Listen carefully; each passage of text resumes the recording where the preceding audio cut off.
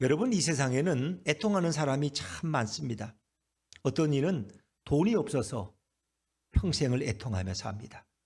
어떤 이는 바라던 권력을 얻지 못해서 평생 한이 되어 애통합니다. 어떤 이는 사랑하는 사람을 놓쳐서 애통합니다. 어떤 이는 원하는 직장을 놓지 못해서 애통합니다. 어떤 이는 바라던 진학을 이루지 못해서 애통해 합니다.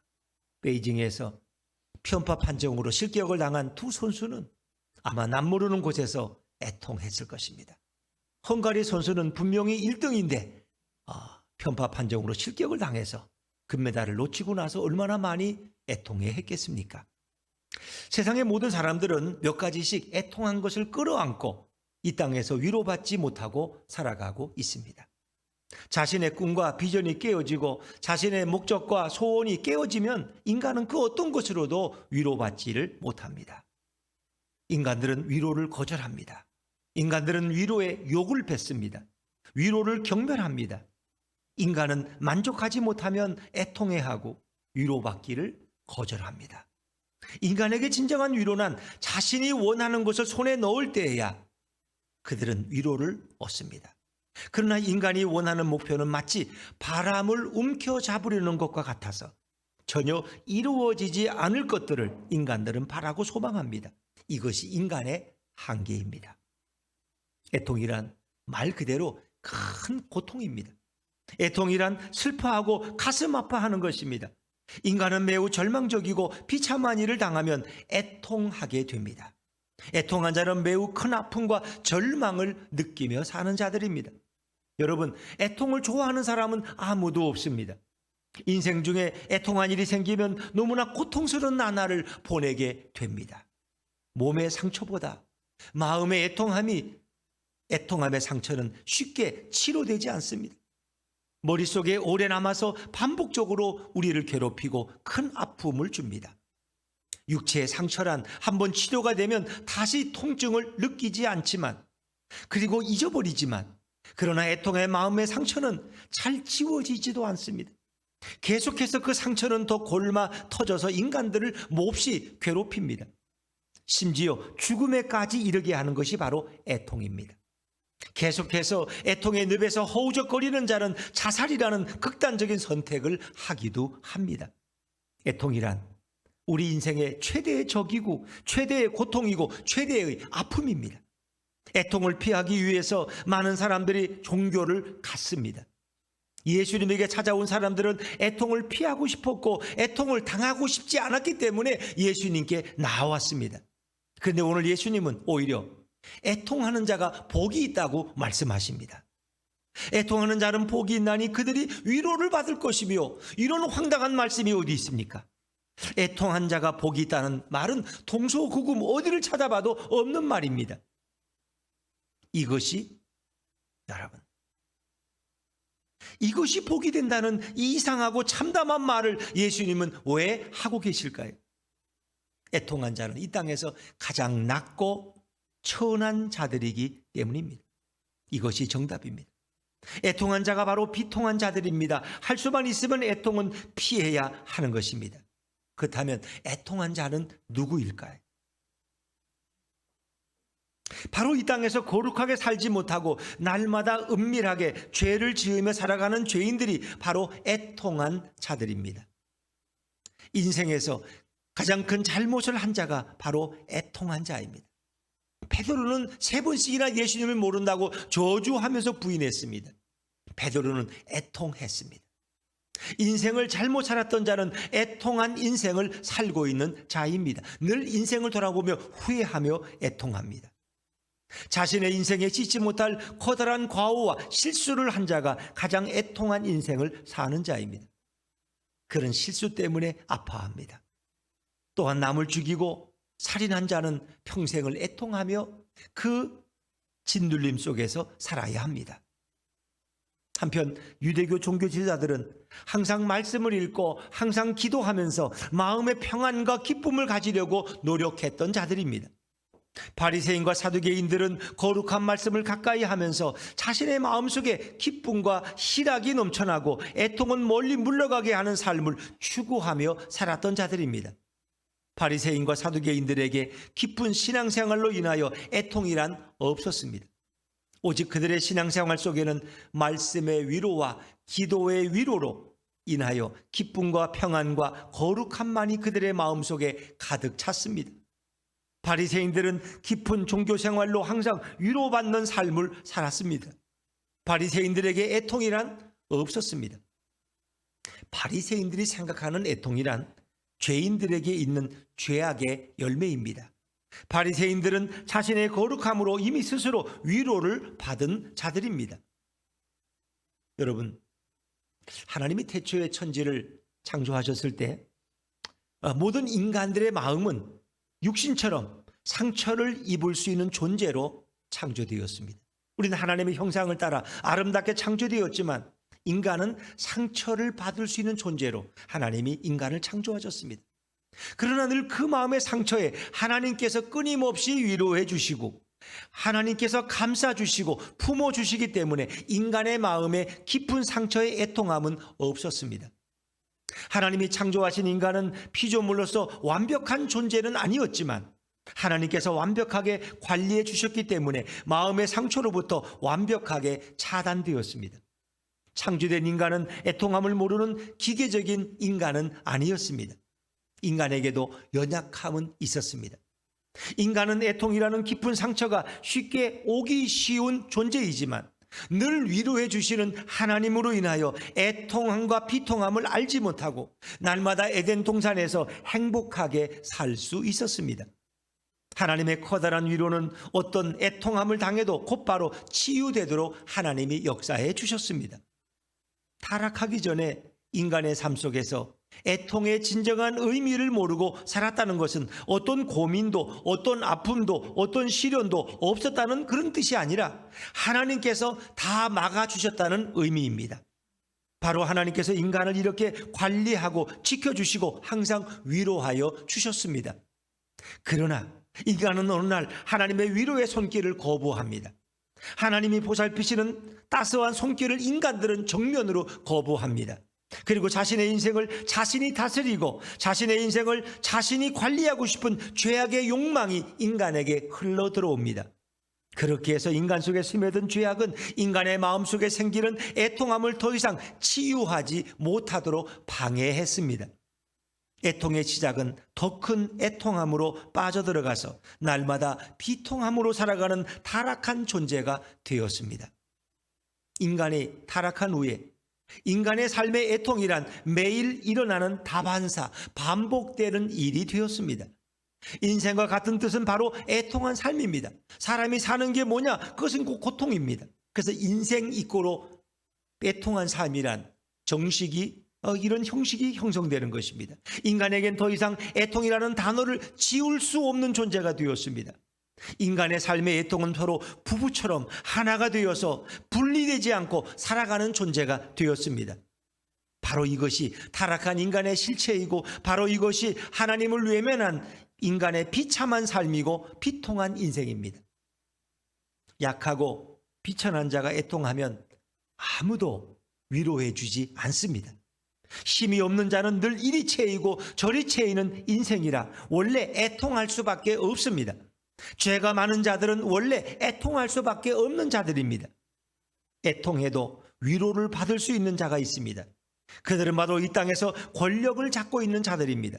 권력 있는 큰 자가 애통하면 곧바로 지나칠 정도로 큰 위로를 받지만 천한 자가 애통을 하면 아무에게도 위로를 받지 못합니다. 낮고 천한 자는 애통하면서 사는 것이 세상의 이치입니다. 그러나 우리 예수님은 애통한 자를 위로해 주기 위해서 그 높고 영광스러운 곳에서 낮고 천한 이 땅에 오신 줄로 믿습니다. 예수님은 부자가 도박으로 돈을 잃고 애통해하는 것을 위로해 주려고 이 땅에 오신 것은 절대 아닙니다. 예수님은 절대 권력을 누리는 자가 그 권력을 잃어버린 것을 위로하려고 이 땅에 오신 것이 절대로 아닙니다.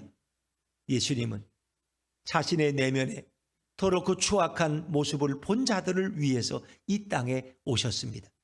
이 세상에서 자신의 죄의 행위들과 자신의 마음 깊은 곳에 있는 더럽고 추악한 지성으로 인하여 탄식하고 애통하고 비통해하는 자들을 위해서 예수님은 이 땅에 내려오셔서 그들의 눈물을 친히 닦아주시고 그들을 위로하기 위해서 예수님은 오셨습니다.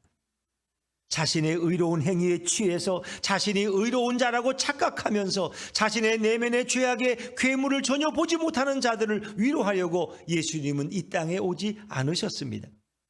바리새인들과 사두개인들은 자신이 날마다 말씀을 읽고 자신이 날마다 기도해서 그 종교적인 행위로 자신이 스스로 자신을 마음껏 위로하곤 했습니다.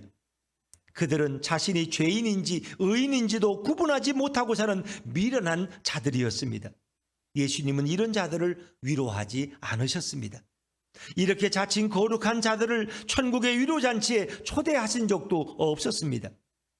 예수님은 자신의 더럽고 추악한 죄로 인하여 주님 앞에서 오늘도 애통하고 통회하는 자들을 위해서 이 땅에 오셨고 그들의 모든 죄를 사하여 주셨고 그들을 위로하여 주시기 위해서 이 땅에 내려오셨습니다. 애통하는 자가 복이 있는 것은 바로 애통하는 자의 모든 죄악을 다 용서해 주기 위해서 예수님이 이 땅에 오셨기 때문입니다. 어떤 자가 예수님의 위로를 받습니까? 자신의 죄악으로 애통하는 자는 예수님으로 인해서 영원한 위로의 복을 받게 될 줄로 믿습니다. 이 세상에서 위로를 줄 수 있는 분은 오직 예수 그리스도 한 분밖에 없습니다. 위로는 전능한 하나님, 전능한 신만이 주실 수 있습니다. 위로는 인간과 피조물의 영역이 절대로 아닙니다. 예수님의 위로는 인간처럼 말로만 떠들어대지 않습니다. 말로만 위로하는 것은 모든 피조물들이 다 할 수 있습니다. 예수님의 위로는 그냥 짐승들처럼 혀로 쓰다듬어주는 정도의 무능력한 위로가 절대로 아닙니다. 예수님은 그 안에 전능한 신성을 가지고 계십니다. 예수님이 주시는 위로는 죄인의 죄를 용서해 주는 위로입니다. 예수님이 주시는 위로는 죄인을 의인으로 만들어주는 위로입니다. 예수님이 주시는 위로는 타락한 인간들을 다시 회복시킬 수 있는 진정한 위로입니다. 예수님의 위로는 어떤 죄인이라도 다 위로를 하실 수 있습니다. 예수님의 위로는 말로만 하는 위로가 아닙니다. 예수님의 위로는 단지 소망만 말하는 수준이 아닙니다. 예수님이 위로하시면 애통함도 기쁨으로 바뀝니다. 예수님이 위로하시면 통곡은 찬양으로 변합니다. 예수님이 위로하시면 눈물은 환희로 변화됩니다. 예수님이 위로하시면 죄인은 의인으로 바꾸어집니다. 예수님은 신성으로 모든 인류를 다 바꾸고 다 위로하실 수 있는 전능한 하나님이십니다. 예수님은 애통한 자들을 찾아다니면서 애통하면서 건져주시고 그 죄인들의 눈물을 친히 닦아주셨습니다. 그러나 유대교 종교 지도자들은 예수님이 죄인에게 찾아가서 더럽고 천한 자들을 위로하시는 모습을 봅니다. 이런 사실에 그들은 분노를 느낍니다. 하루 종일 말씀을 읽고 하루 종일 기도하는 종교 지도자들의 기쁨에 동참하지 않으시고 죄인들을 찾아다니시는 예수님을 도무지 이해하지를 못했습니다. 종교 지도자들은 자기 스스로 말씀을 읽으면 위로받고 스스로 기도하면 위로받을 수 있다고 떠들고 다닙니다. 그리고 예수님이 죄인을 위로하는 것은 잘못된 것이라고 예수님을 책망했습니다. 예수님이 율법을 어기고 애통해하는 죄인들의 눈물을 닦아주는 것이 잘못이라고 날선 비판을 예수님에게 쏟아부었습니다. 유대 종교 지도자들은 죄인을 찾아서 위로하시는 예수님을 죄인으로 취급해서 십자가에서 예수님을 죽였습니다. 더 이상 죄인들을 위로하지 못하도록 처참하게 십자가에서 예수님을 죽였습니다. 예수님이 자신의 죄로 애통하며 죽어야 한다고 그들은 생각했습니다. 그래서 예수님을 십자가에 매달아서 애통한 죄인으로 만들고 싶었습니다. 예수님은 죄인들을 위로했다는 죄목으로 죽임을 당하셨습니다. 죄인의 애통함을 위로하시다가 예수님은 십자가에서 비통하게 죽으셨습니다. 예수님이 이 땅에 오셔서 애통한 자들을 찾아가셨습니다. 자신의 죄로 죽어가는 자들을 예수님은 찾아가셨습니다. 어느 날 예수님은 나사로가 죽은 것을 알고 그를 찾아가셨습니다. 그의 죽음, 나사로의 죽음으로 그의 누인 마르다와 마리아가 비통하게 우는 것을 보셨고 예수님도 함께 우셨습니다. 예수님은 인간들의 애통함을 외면하지 않으시고 그들이 애통하며 울 때에 함께 애통하며 울어주신 분이 우리 주님이십니다. 비록 인간들이 자신의 죄악으로 죽임을 맞이하고 자신의 죄악으로 죽어간다고 할지라도 예수님은 죄인들을 불쌍히 여기시고 그들과 함께 우셨습니다. 예수님이 함께 우시는 것은 죽음 앞에서 아무것도 할 수 없는 무능력한 자이기 때문에 우시는 것이 절대로 아닙니다. 인간들의 눈물과 애통함을 보셨기 때문에 나사로를 살릴 수 있음에도 예수님은 눈물을 흘리십니다. 예수님은 이 땅에 와서 죄인들의 눈물을 다 닦아주시기를 원하셨습니다. 인간의 애통함에 위로를 주기 원하셨습니다. 예수님은 죄로 인하여 애통하는 모든 죄인들을 위해서 인간들의 모든 죄악을 친히 짊어지시고 비참한 죽음을 대신 당하십니다. 인간이 자신의 죄악을 해결하지 못하고 애통하며 죽음과 죄 앞에서 애통할 때에 예수님은 인간의 죄악을 대신 담당하십니다. 인간들을 위로해 주시고 대신 애통한 죽음을 맞이해 주신 분이 바로 우리 예수님이십니다. 여기에 나오는 이 마태복음 5장에 나오는 8가지 복은 단지 복에 대한 말씀만은 아닙니다. 인간을 복 주려는 복의 리스트는 아닙니다. 기존의 이 본문을 우리가 팔복이라고 부르고 이 말씀을 하신 곳을 팔복산이라고 부르지만 그것은 정확한 본문에 대한 이해는 아닙니다. 여기에 나오는 8가지는 바로 예수님 자신의 사역을 가리키고 있습니다. 예수님의 8가지 사역, 그것이 바로 오늘 심령이 가난한 자로부터 애통하는 자가 복이 있다는 이 말씀입니다. 성경은 인간의 관점으로만 쓰여진 책이 아닙니다. 성경은 예수님의 관점으로 쓰여진 책입니다. 예수님이 이 땅에 오셔서 앞으로 자신이 해야 할 8가지 사역에 대해서 미리 기록한 말씀이 오늘 팔복의 말씀입니다. 예수님이 애통한 인간들을 구원하시려고 이 땅에 오셔서 죄인들의 죄를 모두 짊어지시고 대신 짊어지시고 대신 애통할 것을 보여주는 본문이 오늘 말씀입니다. 예수님에 관한 말씀이고 예수님에 대한 말씀입니다. 예수님이 애통함으로 우리가 위로를 받게 된다는 놀라운 본문입니다. 자, 예수님이 우리 대신 어떤 질고와 애통을 하셨는지 우리 이사야 53장 5절을 한번 읽어보실까요? 자막에서 같이 읽습니다. 시작. 그가 찔림은 우리의 허물 때문이요 그가 상함은 우리의 죄악 때문이라. 그가 징계를 받음으로 우리는 평화를 누리고 그가 채찍에 맞음으로 우리는 나음을 받았도다. 아멘. 그렇습니다. 예수님은 우리 대신 찔림을 당하시고 징계를 받으셨습니다. 그것은 예수님의 애통이었습니다. 여러분, 찔리고 징계를 받으시고 창에 상하시는데 어떻게 신음소리 없이 애통함 없이 그것을 다 몸소 체험할 수 있습니까? 바로 예수님이 애통함으로 우리가 위로를 받게 되는 것입니다. 예수님의 애통한 죽음을 맞이하셨기 때문에 우리가 위로와 기쁨의 주일을 맞이하게 된다는 놀라운 진리의 말씀을 오늘 성경은 증언하고 있습니다. 예수님이 이 땅에서 죄인으로 죽어가는 것은 모든 죄인들을 살리기 위함입니다. 예수님은 죄가 없으시지만 대신 죄인처럼 애통하며 죽으셨습니다. 그래서 우리 모두가 참으로 큰 위로를 받습니다. 바로 이것이 복음이고 바로 이것이 진리이고 바로 이분이 예수 그리스도이십니다. 바로 이분이 위로의 예수님이십니다. 오직 예수님만이 우리의 위로가 되실 수 있습니다. 예수님의 위로는 어떤 사람이 받을 수 있을까요? 애통하는 자가 위로를 받습니다. 예수님의 위로는 자신의 의로움에 취한 자는 전혀 받을 수 없습니다. 스스로 기뻐하고 스스로 만족하고 스스로 의인인 체하고 살아가는 자는 예수님의 위로를 전혀 받을 수 없습니다. 예수님의 위로는 자신의 죄악으로 인하여 애통하고 통회하는 자들만이 받을 수 있습니다. 예수님의 위로는 자신의 허물로 인해서 눈물 흘리는 자가 받을 수 있습니다. 예수님의 위로는 자신이 주님 앞에서 얼마나 부족하고 얼마나 더럽고 얼마나 천한 자인지 아는 자가 바로 예수님의 위로를 받을 수 있습니다. 자신이 의인이라고 착각하는 자는 사람의 위로를 받을 수는 있지만 예수님의 위로만은 결코 받지 못합니다. 인간에게 위로를 바라고 이 땅에서 의롭게 사는 자는 예수님의 위로를 볼 수 없습니다. 받지 못합니다.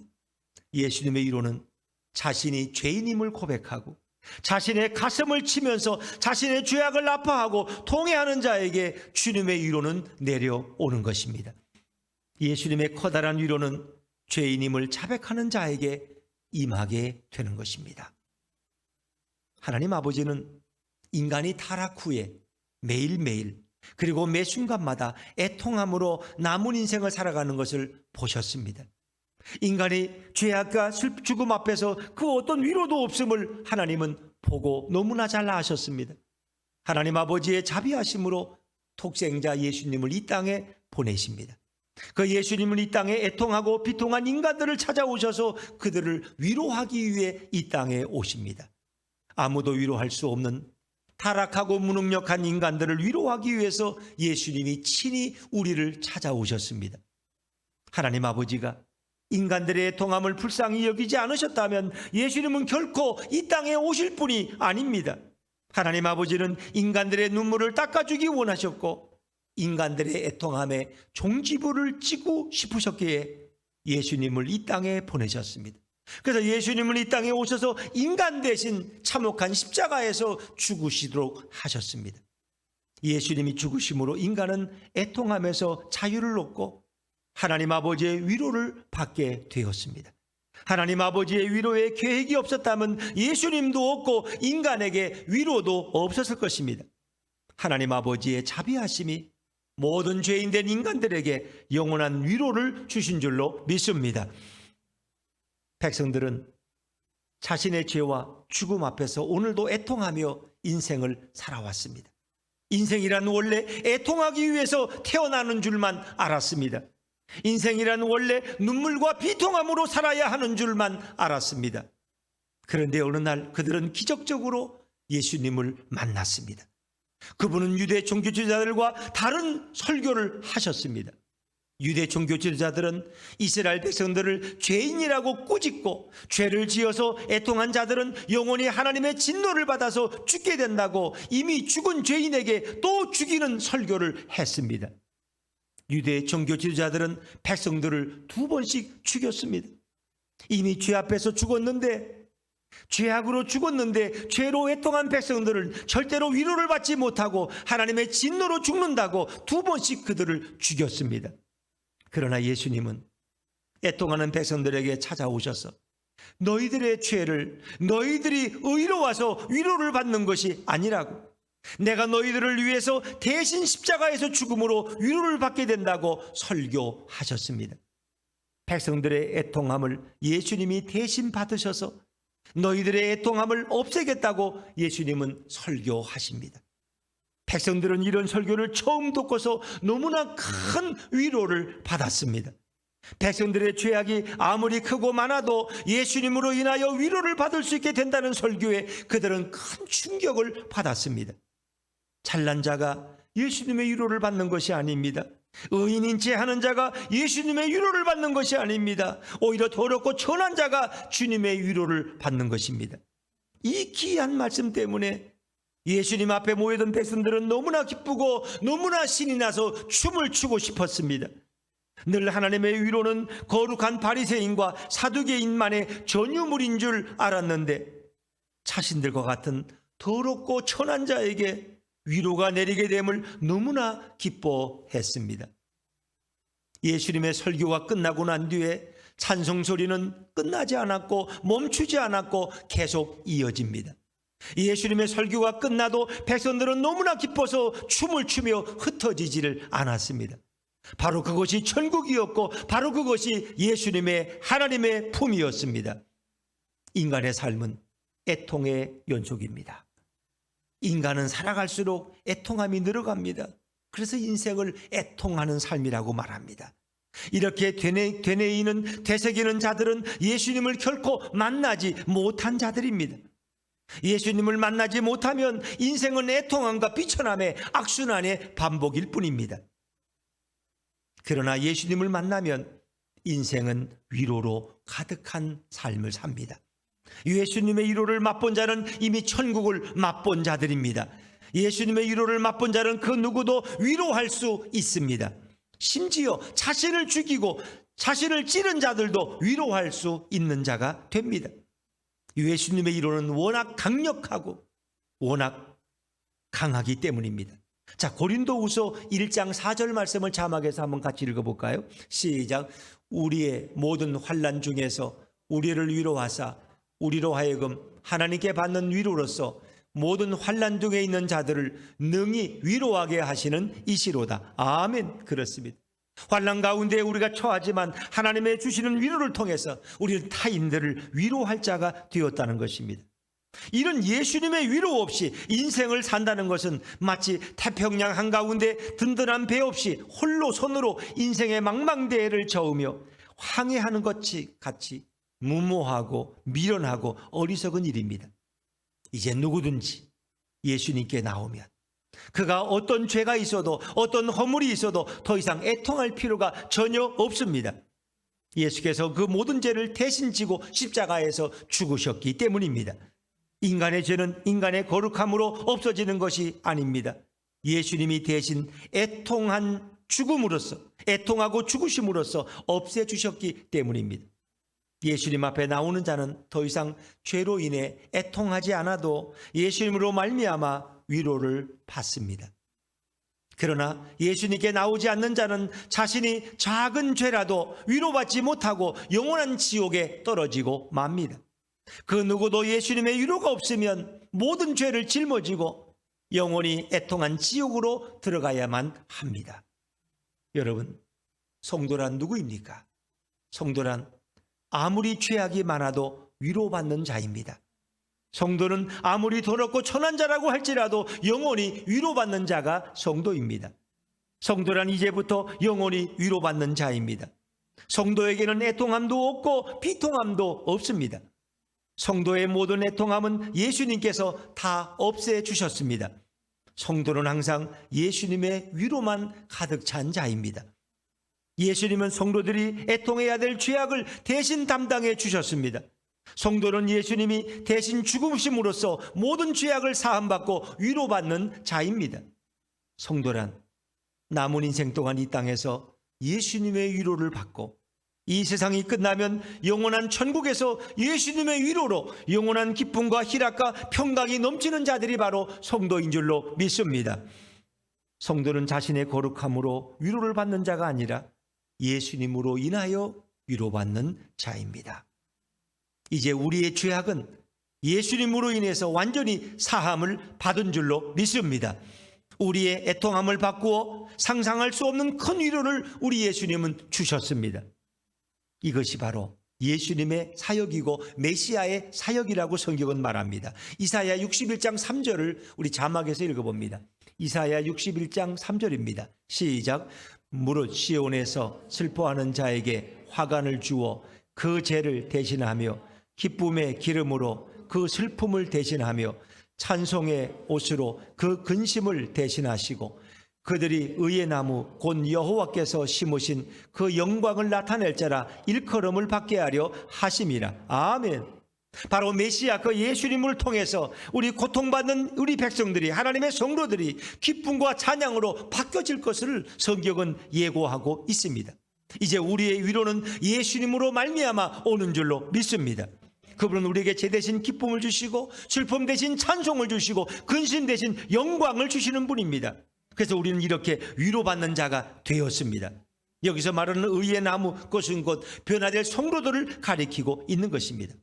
죄란 회개하는 자가 애통하기 위해서 타다 남은 죄 위에서 자신을 용서해 달라는 죄의 의식입니다. 이런 죄 대신 예수님은 기쁨을 주셨습니다. 슬픔과 애통 대신 예수님은 신나는 찬송을 주셨고 근심과 비통 대신 예수님은 우리에게 영광을 주신 분입니다. 우리가 잘나거나 우리가 거룩해서가 아닙니다. 바로 예수님이 우리의 모든 죄를 짊어지고 애통한 죽음을 당하셨기 때문에 우리는 그 기쁨을 누리게 되었습니다. 우리는 누리고 예수님은 애통하십니다. 우리는 기뻐하고 예수님은 비통해 하십니다. 우리는 노래하고 예수님은 신음을 토하십니다. 우리는 위로받고 예수님은 매를 맞으셨습니다. 우리는 복을 받고 예수님은 십자가상에서 저주를 받고 죽음을 당하셨습니다. 우리가 위로받는 것은 예수님이 우리 대신 죽으셨기 때문입니다. 우리를 위로하기 위해서 예수님은 십자가상에서 매맞고 죽으셨습니다. 천한 자의 애통을 위로로 바꾸어 주시는 그 예수님께 우리와 모든 피조물들은 머리 숙여서 진정으로 감사해야 할 것입니다. 예수님은 우리를 위로하기 위해서 자신의 생명을 십자가에 던지셨는데 왜 우리는 오늘도 위로를 받지 못해서 애통하는 삶을 계속 살고 있을까요? 왜 주님의 위로를 체험하지 못하면서 우리는 살고 있을까요? 이제 우리가 예수님의 위로를 날마다 경험하기 위해서는 자신의 죄악에 대하여 더 애통해야 하고 참회해야 하고 뉘우쳐야 할 것입니다.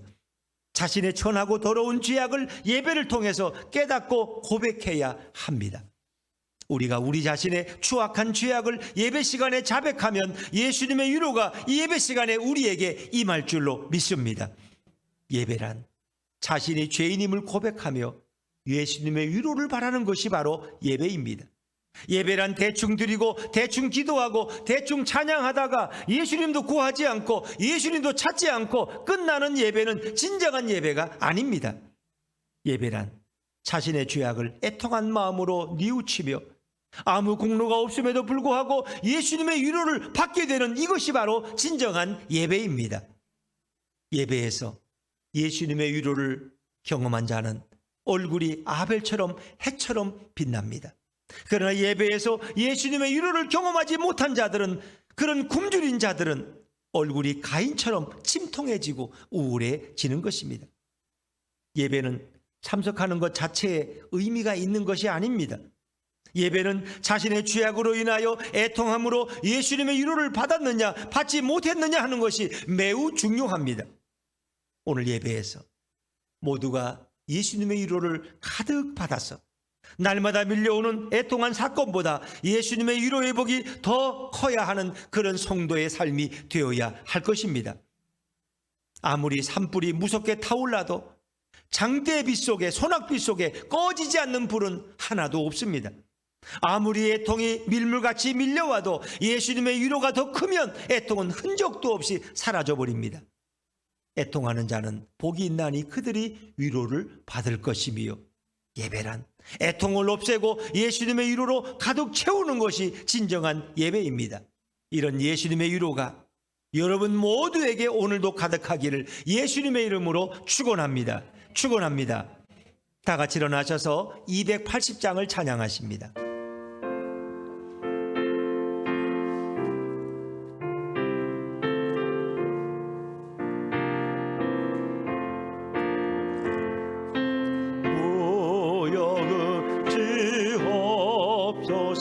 손 들고 옵니다. 주 나를 외면하시면 나 어디 가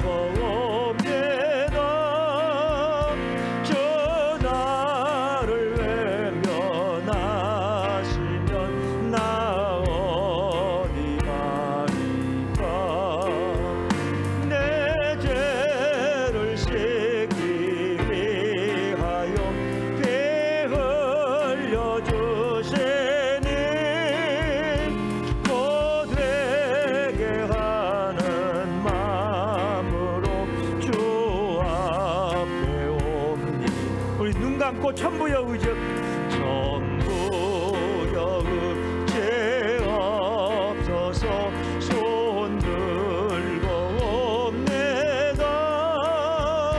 주 나를 외면하시면 나 어디 가리까.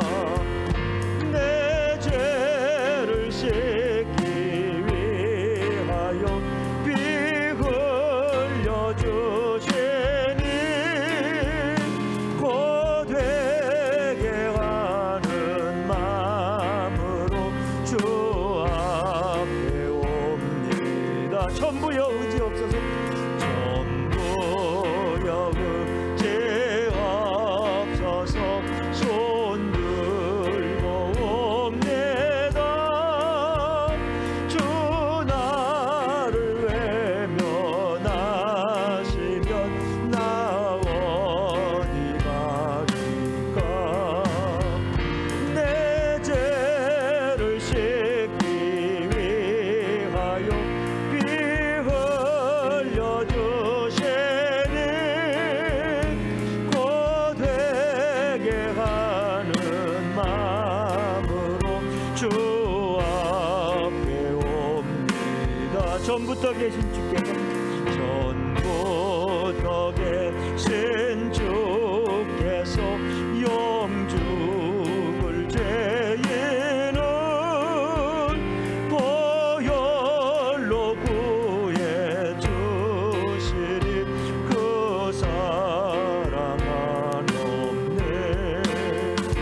내 죄를 씻기 위하여 피 흘려 주시니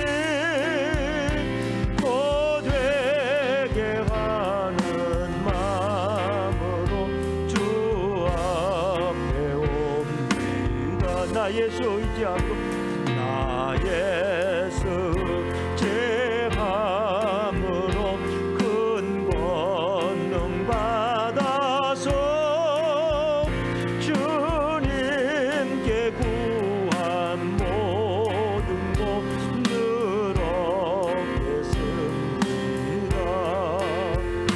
내 죄를 씻기 위하여 피 흘려 주시니 고되게 하는 마음으로 주 앞에 옵니다.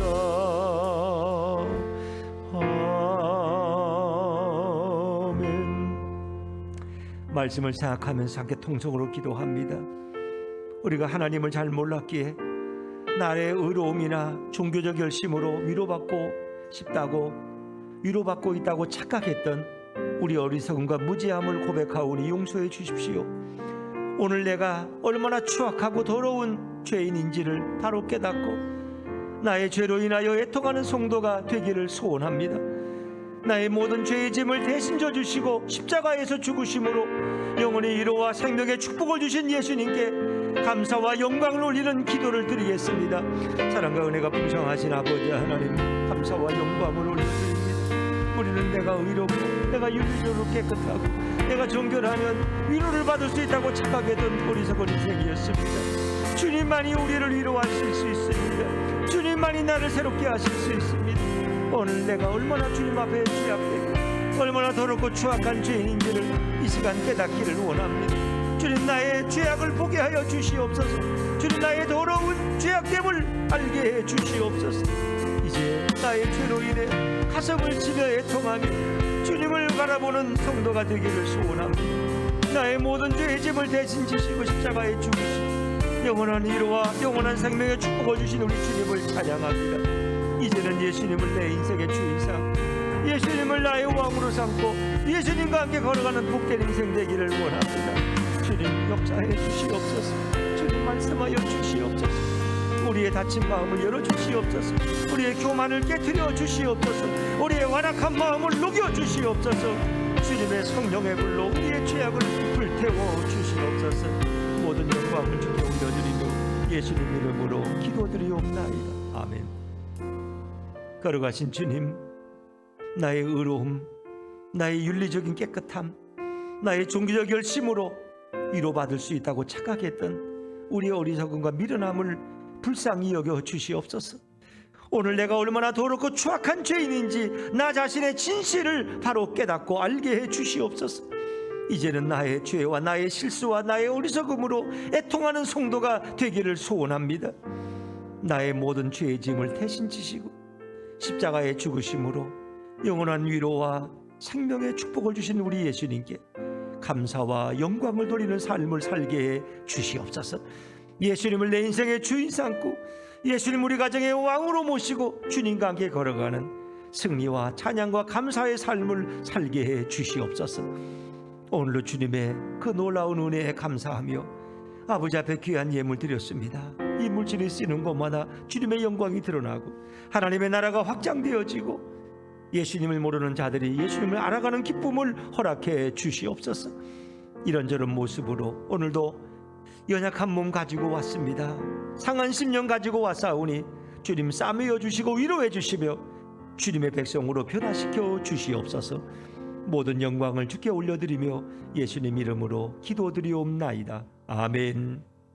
지금은 우리 주 예수 그리스도의 은혜와 하나님 아버지의 극진하신 사랑하심과 성령님의 감화 감동하시고 함께 하시는 역사가 이제 오늘 주님 앞에 내가 참 죄인임을 깨닫고 이제 주님의 위로와 주님의 공급하심과 주님의 축복과 영원한 생명을 바라보며 우리 예수님과 함께 걸어가기를 다짐하는 우리 모든 주의 백성들과 이 나라 이 민족 위에 지금으로부터 영원토록 함께 하기를 예수님 이름으로 축원하며 기도드리옵나이다. 아멘.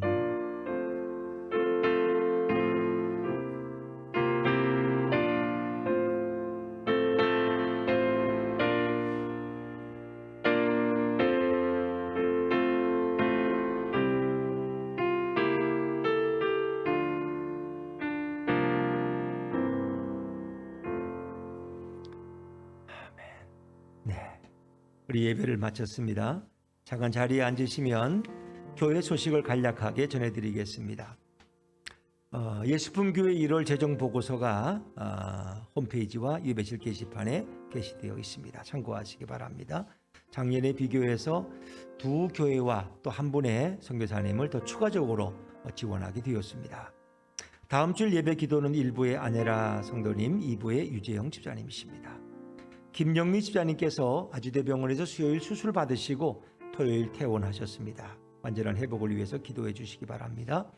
예수님을 알아가는 성경 공부 화요일 저녁 8시에 있는데 여러 가지 사정으로 대면으로 하지 않고 줌으로 하게 됩니다. 그래서 이번 화요일부터 줌으로 할 수 있으니까 누구든지 신청하시면 지금도 가능합니다.